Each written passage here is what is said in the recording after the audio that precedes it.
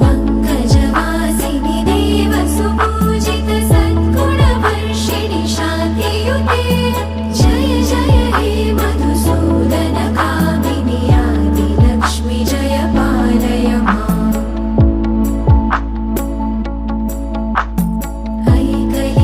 ऐकलिकल्मषनाशिनि कामिनि वैदिकरूपिणि वेदमये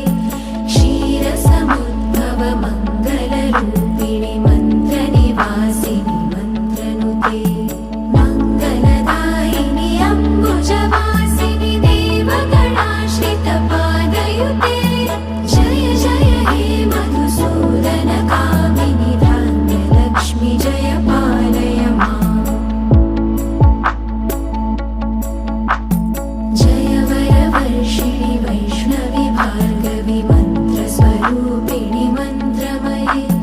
सुरगणपूजित शीघ्रफलप्रद ज्ञानविकासिनि शास्त्रनुते